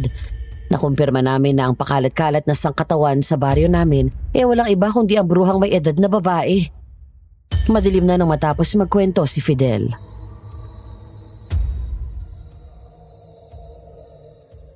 Si Mang Anton ang nakapulot sa akin matapos kong iwan si Valerie sa tanggapan ng baryong to. Tawa na siya ni Mama noon. Ipinakilala niya ako sa kanya at sinabing siya na ang mama ko magmula noon. Naging tagapagbigay ka ng alay. Hindi ko po noon naintindihan. Hanggang sa tumapak ako sa edad na 21. Doon ko naitaya ang lahat. Doon ko din nalaman ang ritual na ginagawa ni Mama para tawagin ang kaluluwa ng apo niya at isalin sa ibang katawan. Grabe, nakakakilabot naman yan. Mas nakakakilabot na nasaksihan kong hinihigop ni Mama ang kaluluwa ng mga babaeng dinadala ko sa bahay. Nako. Sinusugod na niya tayo. Biglang naging horror story ang sitwasyon namin. At yung humagis, ulo ni Mang Anton. Diyos ko po, sa sobrang takot namin, naipit na lang ang tili at pangahiyaw sa lalamunan namin. Ganun pala kapag sobrang takot mo, walang namumutawing boses sa bibig mo. Matutulala ka na lang talaga. Si Mang Dadoy na lampas 80 na ang edad, biglang kumilos. Kinagip ang buntot paagi niya at iwinasiwas yun. Nagpatuloy ang pagyanig ng kubo. Hanggang sa humagis ang pinto ang kawayan nun. Pumasok ang sangkatawan, kasunod si Edsel na iba na ang itsura. Anyong tao pero hindi na asal tao. Humangit saglit at sa isang kisap mata, naging anyo ni Soledad ang sangkatawan. Valerie! Nahagip ng ukluban si Edsel! Talaga namang nagkatipon-tipon pa kayo dito. Lumayas ka sa pababae ko, masamang espiritu. Ikaw na isinumpa ang sarili upang maging salot ng sangkatauhan. Ikaw na tumalikod sa ilaw ng kabutihan. Kahit ilang beses mo pang hagupitin ang buntot pagi na yan, hindi yan sapat laban sa akin. Mangganoy! Fidel! Ilapit mo ang babaeng yan dito sa amin ng aking apo. Oras na para anihin na naming maglola ang mga biyayang ibinigay ko sa kanya. Pero hindi sumunod si Fidel. Sa halip ay hinagip niya ang ulo ni Mang Anton at hinagis yun kay Soledad. Ginamit niya yung panlansi at sinugod ang matanda. Namalayan na lang namin na nadukot na pala niya mula sa likurang bulsa ni Valerie ang punyal na tanso. At siyang balak niyang iunday kay Soledad. Pero malakas ang bruha. Nabasa niya ang galaw ni Fidel at nasalagang atake niya. Doon namin napansin na nakalapit na pala si Edsel kay Valerie. Valerie! Sige apo, kainin mo na ang babaeng yan. Ang pagmamahal niya sa iyo ang magbibigay ng daan para maipanganak ka ulit at maisalin kita sa ibang katawan. Huwag, Edsel! Mama mo yung si Valerie! Huwag kang makinig sa bruhang si Soledad! Edsel! Huwag ang mama mo! Bumalik ka na sa katinuan mo! Anak, naririnig mo ba ako? Ano mong sigaw at pagmamakaawa namin kay Edsel parang walang epekto sa kanya. Dire-diretso lang siyang lumapit kay Valerie at nang isang hakbang na lang ang layo nila sa isa't isa, binuka ni Valerie ang kanyang mga bisig. Ani mo'y iniimbita sa isang yakap ang kanyang anak. Doon biglang gumalaw si Edsel at dinaluhong si Valerie. Napasigaw kami, tumawa si Soledad pero taliwas sa inaasahan namin na lalapain niya si Valerie. Nagsalita siya. Hindi ko sasaktan ng mama ko! Ano? Lola, naunawaan ko ang pigati mo. Ang sakit ng pinagawa nila sa'yo. Pero matagal nang patay ang mga umapi sa'yo. At tayo, matagal na din tayong dapat na namamahinga. Hindi ka pa ba napapagod? Hindi! Pare-parehong walang hiya lang ang mga tao! Pero mabuting tao ang mama ko. Hindi pa ba sapat ang kabutihan niya para mapatunayan sa'yo na kung may masasama, may mabubuti din naman? Pagod na din po akong magpasalin-salin. Magpahinga na tayo. Ayoko nang kumain ng tao. Mama, salamat sa pagmamahal mo sa akin. Kahit hindi mo ko tunay na anak. Oo, Mama. Alam ko na ampun mo lang ako. Alam ko ng lahat-lahat. Edsel, Sa lahat ng pagsasakripisyo mo bilang ina. Kahit pa ang totoo ay dalaga ka pa talaga. Sa pagbuhay mo sa akin kahit hirap na hirap ka. Sorry kasi hindi kita natulungan dahil sa mahina kong pangangatawan. anak, wala akong pinagsisisihan. Kung mauulit man yun, gagawin ko pa rin ang ginawa ko. Ito na yung tamang oras para panindigan ko ang magandang pangalan na binigay mo sa akin na Edsel. Na ang ibig sabihin ay dakila. Anak, Sing dakila ng pagmamahal mo sa akin. At nung dato sa istoryang palagi mong binabasa sa akin. Yung naging puno ng Nara para maprotektahan ang mga pinapahalagahan niya. wag anak. Dito ka lang kay Mama. Maligayang kaarawan ng mga ina, Mama. Hinding-hindi kita malilimutan hanggang sa kabilang buhay. Palagi kitang babantayan. Baon ko ang walang kapantay mong pagmamahal sa akin. Pagkatapos nun ay tinulak ni Edsel si Valerie sa gawin namin ni Fidel. Mabilis niyang pinulot ang punyal na humagis malapit sa kanya. Napuno ng amoy na susunog na laman ng kubo nang hawakan niya ang sandatang gawa sa tanso. Sinugod niya si Soledad at kinagat sa leeg kasabay ng pag-unday ng punyal sa kalawang dibdib nun. Sagad hanggang sa hawakan ang pagkakabaon ng talim. Pero hindi lang si Soledad ang may tama. Naibaon din ni Soledad ang kanyang mahahaba at nagtutulisang kuko sa kaliwang dibdib ni Edsel sa isang iglap. Panabay na nalagutan ng hininga ang maglola. Pero hindi pa doon natapos ang bangungot namin dahil biglang nagliyab ang bangkay ng dalawa. Mabilis na gumapang ang apoy sa loob ng kubo. Magiging barbecue tayo dito! Wala tayong madadaanan. Dahil doon mismo sa bukanan nitong kubo, nakaharang ang nagliliyab nilang katawan. Sa bintana! Tatalon tayo? Ay, hindi. Lilipad. Ano ba, Ate Mirna? Presence of mind. Natural tatalon tayo palabas ng bintana. Kung ayaw natin maging instant ang cremation natin. Tama si Valerie. Tayo na. Fidel, unahin mong ihagis palabas si Mang Danoy. Tagumpay naman kaming nakalabas ng lahat. May mga konting paso, galos at sunog na dulo ng buhok pero walang seryoso o malalang sugat. Panay ang tulo ng luha ni Valerie habang pinapanood niya ang pagkatupok ng kubo. Ipinagluluksa niya ang pagkasawi ng kanyang pinakamamahal na anak. Ilang sandali pa at dumating na sina Kapitan Natoy at ipinaliwanag namin sa kanya ang mga nangyari. Nagradyo siya at makalipas ang 30 minuto, may grupo ng otoridad na dumating. Pansamantala nilang sinama si Fidel para kausapin. Lumipas sa mga araw hanggang sa naging mga linggo at pumasok na ang buwan ng Hunyo. Sa 11 araw ng buwang yun, niyaya ako ni Valerie na dalawin ang nasunog na kubo. Nadat na naming nandoon si Mang Danoy at isang nakakamanghang pangyayari ang aming nasaksihan.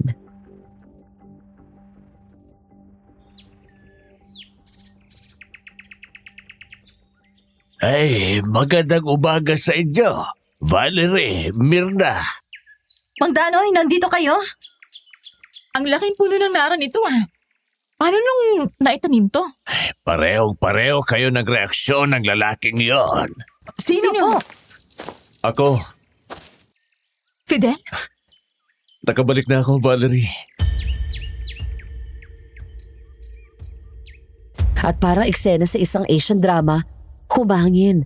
Kasunod ang pagbagsak ng mga bulaklak ng puno ng nara. Para bang binibless yung muling pagkikita ni na Fidel at Valerie. Si Fidel ang unang nagsalita. Hello din sa'yo, Edsel. Pinangalanan mo talaga yung puno ng nara? Ano pa bang dapat kong itawag dyan? Biglang may punong tumubo dito. Maglolokohan pa ba tayong 4 dito? Gayong alam nating lahat na imposibleng lumaki agad ng ganitong sukat ang bagong tanim na puno. Ay, tama naman si Fidel doon. Nako, inaanak, okay na si Ninang. Huwag mo na akong takutin. Yung palaglag na lang ng bulaklak, okay na ako. Alam kong nandyan ka. Talagang bumalik ka, no? Dahil sa'yo, Valerie. Huli na ba ako?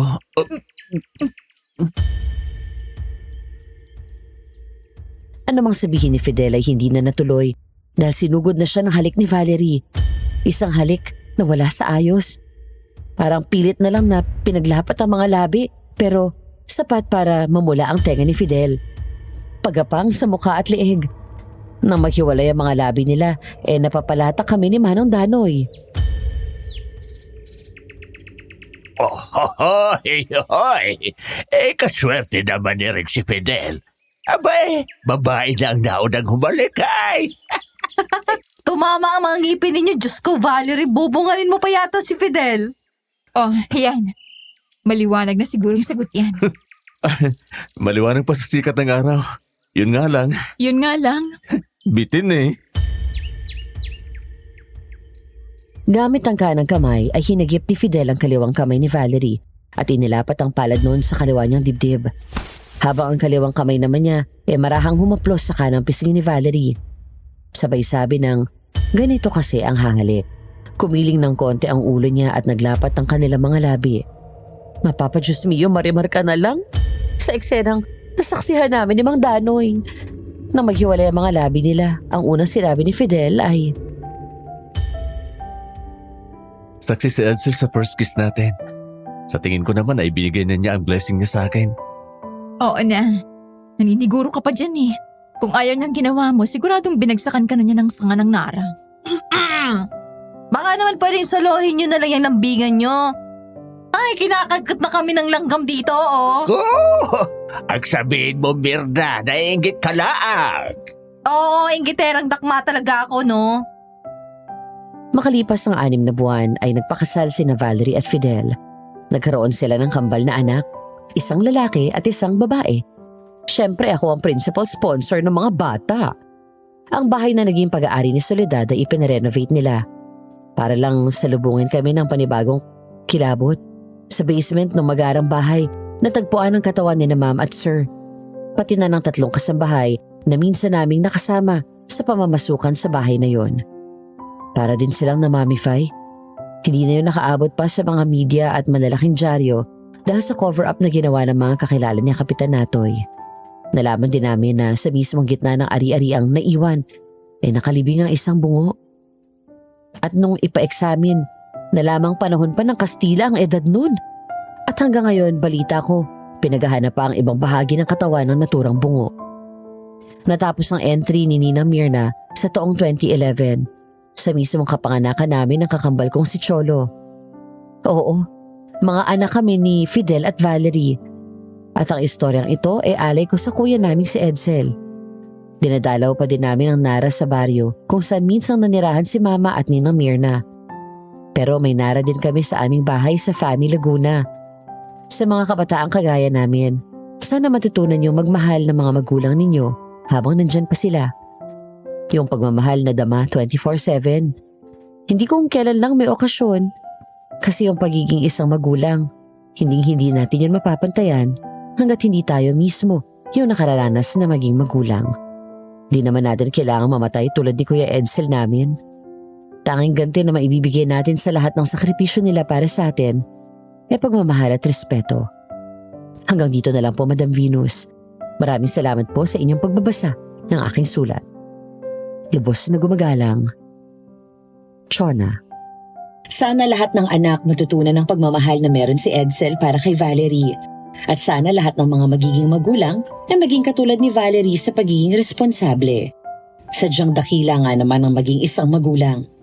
Pero bitin ang isang istorya lang, no? Huwag kayong mag-alala. Kami na ang bahala sa next story nyo. May mga uploads pa tayo sa ating mga sister channels na tsak kagigiliwan ninyo.